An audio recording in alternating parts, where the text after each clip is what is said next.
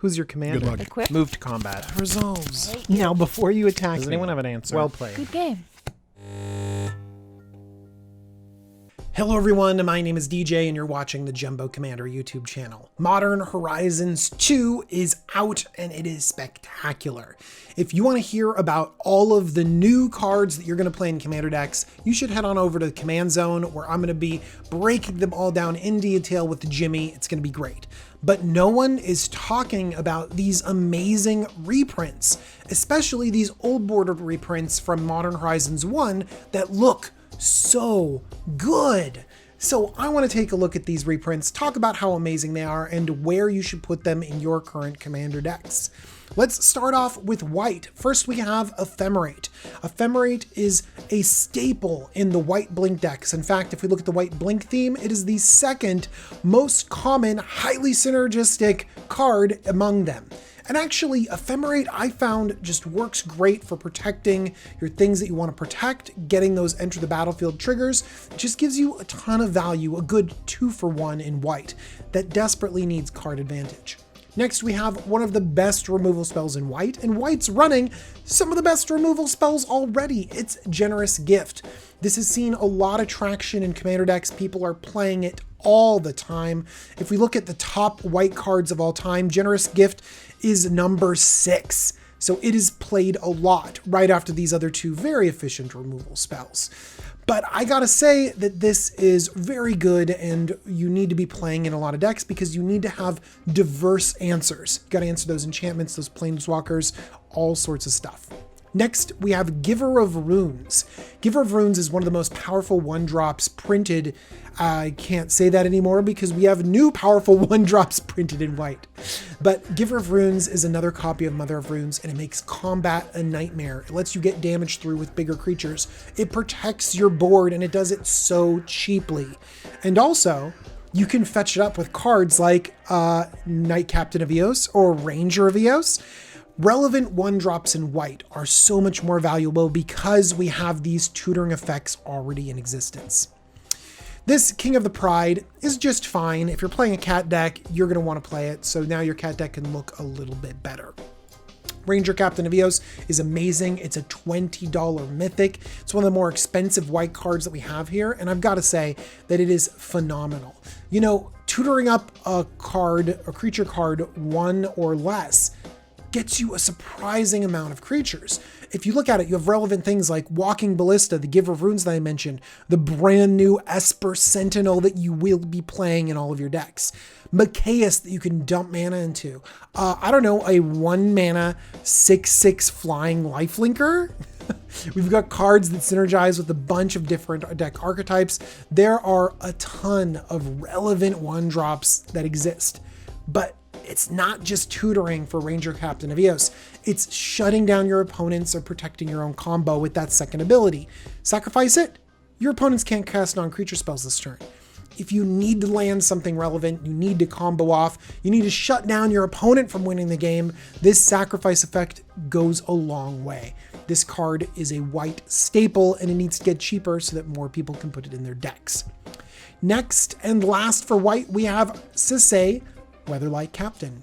You know, Sisay is a 5-color general, and you gotta wonder, how ubiquitous is it? You know, is it getting a lot of play? And I'm surprised to say that it is in the top 10 of Commander cards. Like, it's rank 9. People love building Sisay and putting whatever they want into it. So getting a reprint and getting this card cheap and getting it in a really good border is just a great decision. So overall, we have 2 uncommons that are played a lot, a very thematic uncommon. We have a rare that costs, you know, $7 or $8 that could be used a lot, a mythic that costs $20, and a really commonly played commander card. That's just a huge win. These blue cards are looking great. I want to take a look at Archmage's Charm. It's blue, blue, blue for, it's a hard to cast counterspell, right? 3-mana counterspell at that. Ugh, must be trash. No. This card is good because it has 3 modes on it that are super flexible, but all 3 of them are relevant. I know that a 3-mana counterspell is not on the curve that you want, but sometimes you just need a counterspell, and Archmage's Charm can do that. It also is a divination. Just drawing 2 cards at instant speed is sometimes what you need to get your own game plan going, rather than just holding up that counterspell for your opponents. But finally, this last mode is super good. Gain control of target non-land permanent with mana value 1 or less. In Commander, we're a big mana format, and so when we include 1 or 0 drops in our decks, they're usually quite good. They're those Ranger Captain of Eos targets. They're Soul Ring. And so being able to take your opponent's stuff, 2 for 1 them, take that relevant small thing, it's very, very good. And so we have something that does 3 relevant things, and that is the level of flexibility that's just super solid. And a lot of people are agreeing because this is seeing a lot of play. It's coming in at over $11 for a rare, just a counterspell. But as we see, it's much, much more. Next, we have Fairy Seer. This is seeing play in some ninja decks, some Edric decks that want to get little chip damage through, but mostly it's seen in Pauper decks. And Pauper decks deserve a little bit of spice to it. I love how it's, uncommon, even though it's a Pauper staple in here, but the original was a common. Anyways, looks pretty cool. But you know what? If we're talking about powerful counterspells up here, let's look at one that's a bit more powerful. It's Force of Negation. And this card is expensive. Right now it's over $70. Oh my gosh. But you do pay a premium for this effect, which is a free counterspell. If it's not your turn, you can exile a blue card from your hand rather than play the spell's mana cost. So you can always interrupt your opponent, keep them from going off or casting that relevant non-creature spell. These kinds of effects do something that you can't always get everywhere. You have Force of Will, Force of Negation, Pact of Negation, things like that, Fierce Guardianship. And all of these command a high price tag because, well, they keep you from losing the game or they protect your win condition. It's harder for Force of Negation because it's only free on your opponent's turn, but your opponents will get up to a ton of shenanigans. And a lot of times, Force of Negation helps save the game. So Force of Negation deserves that price tag. Tribute Mage is a really solid uncommon, not very expensive, but I'm glad we've got this little uncommon because if you're running some relevant 2-drops, like, I don't know, you need to get Kark's Thumb out there. You need to get Scroll Rack onto the battlefield, then Tribute Mage can help you get there. And then finally, we have Urza, Lord High Artificer. This is the most common mono blue commander, and it's also an extremely expensive and powerful card. Look, if you're going to do anything with artifacts, you probably want an Urza in your deck, and it's over $40 for this thing. It's undoubtedly powerful. It turns all of your stupid treasures into Moxen, your clues, your food, everything, and it powers up these amazing constructs. And then what do you do with all your mana? Well, you've got a built-in win condition on Urza. Infinite mana lets you activate this ability over and over again.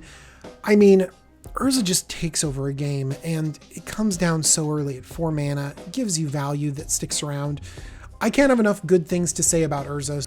Next up, we have Changeling Outcast. It's a shapeshifter. People play it in decks that want to get damage through, ninja decks. Sometimes they have tribal decks that want this changeling effect, but it's very niche, so not seeing a ton of play. Defile, it's a solid removal spell, but you need to be in super consistent mono black for it to work, and not a ton of people are playing it. Plague Engineer, we have a hate card. So if you're playing against elves, this destroys it. If you're playing against like sapperlings or squirrels, this can do a lot of damage. But against a lot of different decks, it's not really powerful enough. Plague Engineer, look and see if it works in your meta. Undead Augur is fantastic in zombie decks, but beyond that, not seeing very much play. So we can see black is a little bit weak. We have some uncommons that don't really see play, no mythics, and one rare that's really focused on modern.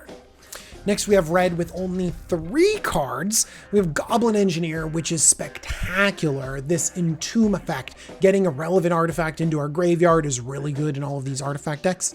I know that you can only bring back small artifacts, but that's okay. There are still good small artifacts to get back. And then we're seeing artifact themes all over the place in tons of different decks. In fact, the newest Lorehold deck from our Commander 2021, yeah, that's an artifact theme. And so Goblin Engineer totally belongs. Magmatic Sinkhole. This is more of a removal spell for other formats. We have better ways of taking things out like creatures and planeswalkers. And Shenanigans. If you got a dredge deck, you can definitely destroy for some artifacts, but I've definitely seen some easier ways of taking out artifacts over and over again, and I would rather play Byforce or something that takes out multiple artifacts. In fact, Vandal Blast, Overloaded does a way better job of taking out the board than Shenanigans. So we see red here has a staple for artifact decks, and then 2 uncommons that I see better versions of it in Commander. I'm actually a little bit confused. Didn't I see Goblin Engineer in this frame? Didn't I buy it for my, oh yeah, it got this treatment for Time Spiral Remastered. Why on earth is it being Old-Border printed a second time? I don't know. I mean, I'm glad that we're getting it printed out here because I really want this to be under $5, but come on. We don't need to double Old-Border print back-to-back sets. It's crazy. Let's go on to green. Ayula, Queen Among Bears. This is just a fun bear general. This is not going to be super expensive, 35 cents. But if you're running Ayula deck, you might want a cool Old-Border version of it. Deep Forest Hermit, this is a great reprint because we've seen this sort of growing in price over the last few years, and we're seeing the introduction of more and more squirrels. And so let's get a cool Old-Border version of this and get more squirrels onto the battlefield. Force of Vigor, free removal for artifacts and enchantments. This is just a solid 2-for-1. I know a lot of times we want our green spells to be kind of attached to a creature to remove something, but this can be fast at instant speed, interrupt your opponents, and also it was coming in at over $9, so it's a good reprint. Llanowar Tribe, you needed to be in heavy green, you needed to want sort of this mid-game big mana boost, so its use case was pretty narrow, but I liked Llanowar Tribe from the very beginning, and hopefully you do too. Scale Up, I wanted this to see more play than it did. There weren't enough evasive go-wide decks that could overload this, but I did see use of this in a lot of different Infect decks, and so Scale Up gets my Infect seal of approval. Weather the Storm card that as you gained life, not really used that much in Commander, but it is cool to see Storm more and more often. Etchings of the Chosen are for tribal decks, and how many tribal decks are there specifically in black and white? Yeah, I don't know if it's seeing a ton of play in our format over other anthems, and +1/+1 sometimes just isn't big enough to make your creatures relevant. The first Sliver, on the other hand, was seeing a ton of play. People were loving building around it, and it was over $20. And so let's get a cool Old-Border version of it and keep building more and more Sliver decks. Icefang Quaddle, this was pretty expensive because people were trying it out in Modern and other formats. If you have a snow deck, we've got more snow in there, then you're going to want Icefang Quaddle in it. Otherwise, it's just a fine little dork, but I still like Baleful Strix because I don't have to be playing Snowlands to get all that value. We've got this Ingenious Infiltrator. If you're playing a ninja deck, you've got Ingenious Infiltrator in your deck. If not, then you're not. Same thing goes with Lava Belly Sliver. It's not the most impressive Sliver from Modern Horizons 1s, but you'll still probably play it, and it's cool to have this Old-Border version of it. And if you're playing Slivers, you're probably going to play that. Now, this is a bigger one. So when we have like Slivers and Black-White Tribal and Snow Matters and Ninjas, all that stuff feels very narrow. There's a lot of narrow cards here, but Soul Herder is the most popular Blink card out there. And so any Blink strategy is going to be running a Soul Herder. That means that this has more value to us as Commander players. Overall in gold, I like that they're reprinting cards over $20, but a lot of these are pretty narrow. Let's go on to the artifacts. We've got 2 beautiful swords seeing awesome old printing status. Sword of Sinew and Steel, I like the protection from these 2 colors, but overall the effects are mediocre, and it reflects in the price, being a mythic sword at only $12. We go over here to Sword of Truth and Justice, and it's almost double the price at $21, and that's just because, honestly, it does better stuff. You get a +1/+1 counter, but then you also proliferate, and proliferate is huge. If you've got planeswalkers on the battlefield, +1/+1 counter synergies, you know, charge counters, all these crazy counters that you can have, you can proliferate them and move them all over the place. And honestly, white is a good thing to be protected from as well. I'm a big fan of Sword of Truth and Justice. It is my 4th favorite sword. Maybe third. Next, we have the talismans. I'm going to need to have all the talismans in this printing. Thank you very much. But these are just great. 2 mana accelerants in Commander are fantastic, and getting more of these out in the world is great. I think that the most expensive one is Talisman of Conviction because Boros deals with artifacts, 2 mana thing. Yep, $2. The cheapest ones are these ones that touch green because green has ramp already. Yeah, 57 cents and 32 cents. Also reprinted in Commander 2021 right here. But doesn't this old border make it look really good? I like these talismans a lot, and you should not be embarrassed to have any of these, as many of these as possible in your decks. Universal Automaton. Sometimes you just need a 1 mana rat or dragon or angel for your deck. Then finally, we've got 2 lands printed here, 2 amazing lands. Hall of Heliod's Generosity. This just goes in enchantment decks, and there are enchantment themes right here in Modern Horizons 2. People are going to love building enchantment decks, and so fitting in Hall of Heliod's Generosity into your decks is going to be fantastic. I think that this was about $5 too. Yeah, almost $7. Yeah, get that reprint. And then one of the best fetch lands printed in the past few years, Prismatic Vista. This is spectacular, and you should put it in almost every Commander deck, except for it costs $30. Suddenly, the fetch land isn't worth it anymore. Just run your Evolving Wilds. But hopefully, with continued reprints of this land, we can see the price go down. Honestly, hopefully we can get this in every single Commander deck out there. So, these are the relevant cards being reprinted, and I gotta tell you, they did a fantastic job. We've got many cards over $20 being printed in here, several of them over $30 being reprinted here. We've gone through and gotten a single selection. I think that every single one of these cards is playable in some decks, and really, I've got to say that this is a fantastic list, and they didn't shy away from printing cool, relevant cards in this old border. I've got to give a great thumbs up to Wizards for this treatment. So thank you so much for printing all of these cards, and thank you for watching. I want to thank Cool Stuff Inc. for sponsoring the Jumbo Commander YouTube channel. If you want to pick up anything from Modern Horizons 2, head on over to Cool Stuff Inc. Use the coupon code JUMBO5 to save 5% off your order. And you should pick up some of these cards, or some cards from the new set, or some reprints from the new set, which I'm going to be talking about in my next video.